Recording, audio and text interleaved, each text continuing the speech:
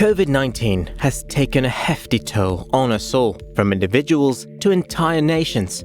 The pandemic has overwhelmed healthcare systems and badly shaken economies around the world. To rein it in, we need safe, affordable, and effective vaccines. We set goals and established an allocation workstream to ensure fair allocation of COVID-19 vaccines to all countries, regardless of developmental or economic status. This will enable groups most vulnerable to the virus to get the help they need wherever they are. The allocation of vaccines worldwide will be introduced in 2 phases. All participants receive an initial vaccine allocation based on proportionality. The goal is to cover 20% of the population, comprising mostly high-priority groups, to help reduce the number of victims, as well as the social and economic impact of the pandemic. Covax coverage during this phase should ideally rise equally for all participants. There are, however, numerous possible exceptions, which we'll address shortly. Once all participants requesting at least 20% Covax coverage are provided for, a country's risk level may determine the pace of allocation of additional volumes.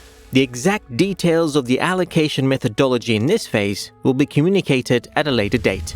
The success of a global access and allocation framework requires all participating countries and organizations to be held accountable. The JAT has primary responsibility for preparing the allocation proposals based on data-driven considerations, made up of members from WHO and the Office of the Covax facility within the Gavi Secretariat.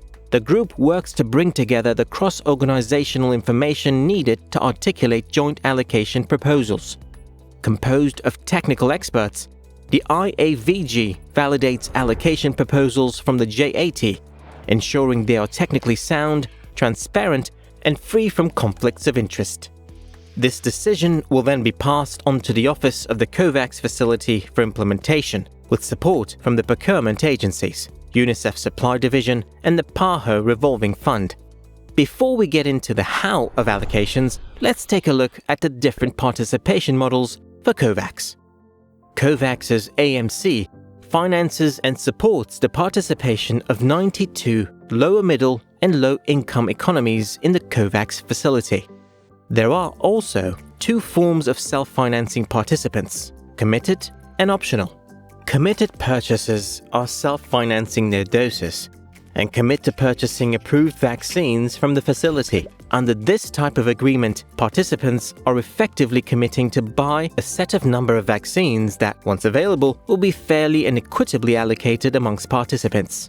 Optional purchasers are self-financing their doses and make an upfront payment covering their full pro rata share of the investments required by the facility to enter into agreements with manufacturers and accelerate scale and access. In return, these participants receive the ability to decide which vaccines they are interested in buying from the facility's portfolio. There are 3 things that must happen to trigger an allocation round for a product. A vaccine receives WHO emergency use listing. WHO SAGE IVG issues a recommendation for the vaccine's use. There is supply available to the Covax facility and assigned APA. For each round, there are 5 key steps to completing an allocation. A supply forecast needs to be established. The JAT will be told which vaccines can be allocated during the round, the available volumes, as well as the vaccine's key characteristics, such as platform, product regulatory status, or cold chain storage requirements. The demand constraints are established. Each participant's and each vaccination site's allocation eligibility are checked. Several criteria apply, such as what group a participant belongs to and any deals that must be respected. Once we know the available supply, we need to establish the demand envelope. We determine the range of doses that a participant can receive, both a minimum and a maximum. The minimum is described as the round minimum, and this amount can come from different places, including the minimum shipment size, which is the minimum that can be shipped by a manufacturer based on cost and logistics constraints, a defined 50,000 courses, which is what we try to allocate to all eligible participants in each round to ensure impact. If it's a small participant, their requested population, or what is needed to get to 20%, will be used if it's lower than 50,000. The maximum can also come from several places, including the participant's requested population or what is needed to get 20% coverage, the pro rata share for the deal if it's an optional participant.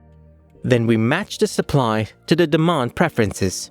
The algorithm optimizes allocation using these three objectives. Equality. The goal here is to increase each participant's total coverage from all Covax allocations at the same rate. Preference. The goal is to allocate vaccines in line with each participant's preferences. Each participant provides their preferences through Gavi's Country Collaboration Portal, or CCP. Before each round, the preferences are synced with the latest updates provided by the participants, and we use them to try to ensure a participant receives the type of vaccine they want. Consistency.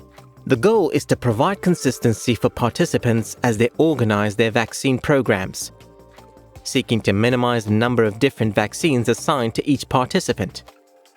But a participant actually has an opportunity in the CCP to say if they prefer consistency in vaccines, prefer to have a vaccine that matches their preferences, or instead, if they are impartial.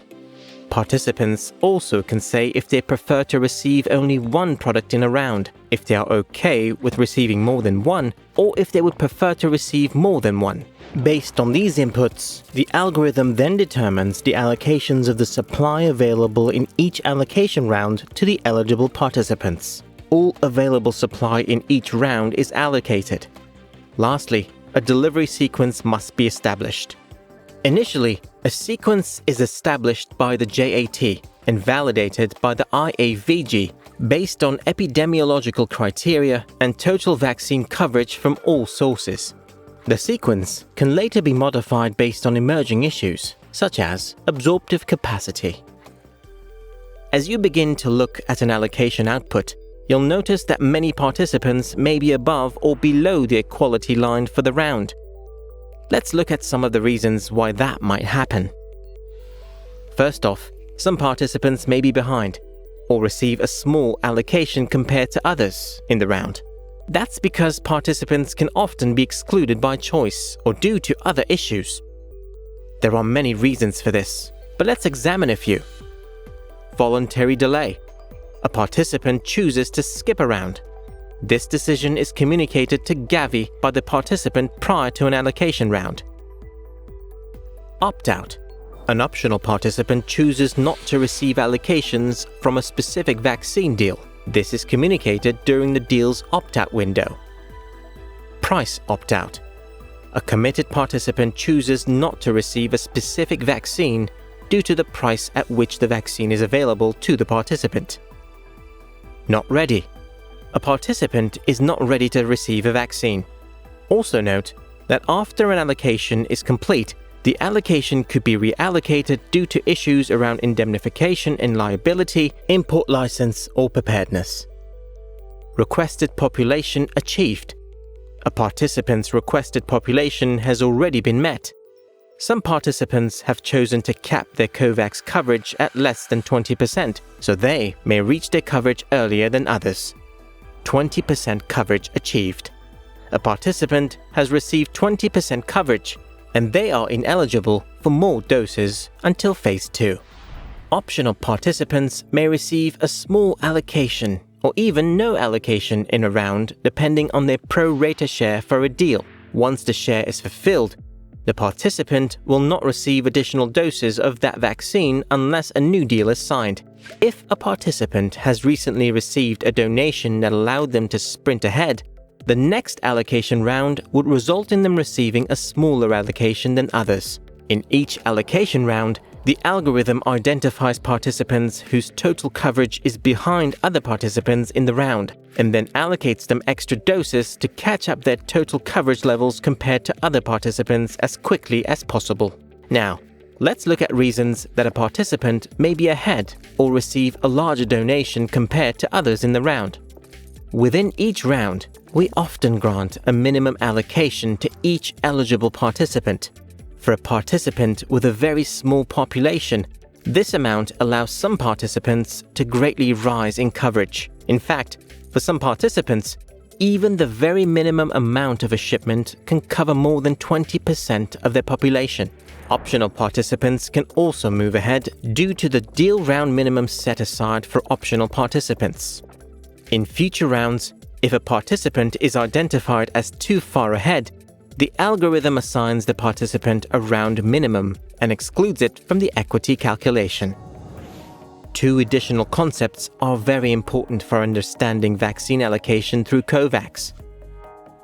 The humanitarian buffer aims to ensure access to vaccines for high-risk populations in humanitarian settings. In each round, up to 5% of doses will be set aside for the Covax buffer, based on the demand for the buffer in that specific allocation round. Note that more than 5% may be set aside to make up for previous rounds where it was not possible to allocate to the buffer. Buffer allocations are determined by the United Nations Interagency Standing Committee. In addition to doses procured through the Covax facility, a significant number of doses are received from donors. These donations come with different requirements and may be allocated or distributed through any of these mechanisms. Exact amounts may be specified by the donor. The SWOT may form a recommendation based on specific needs. The JAT may make a recommendation, either manually or via the algorithm, based on the available supply and earmarking. After the proposal is accepted, the dose sharing round is configured in the allocation portal to ensure the results are taken into account for future allocation rounds. Once an allocation result is fully approved, it is distributed in the following ways. First, it is available for viewing in the allocation portal to users with portal access. At or near the same time, it is communicated to the Covax partners, so that implementation of the decision can begin. As soon as communications are finalized, the allocations are flagged to participants. Once participants have been notified, the allocation is made publicly available through the WHO website.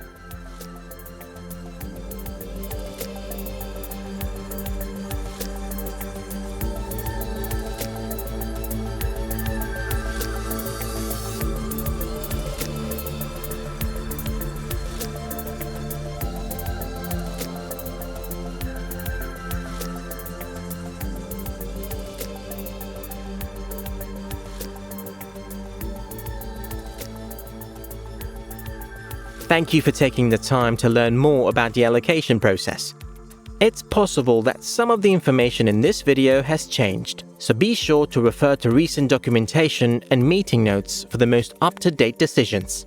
If you have questions about the process or results of an allocation, please visit the Allocation Resources site. Thank you.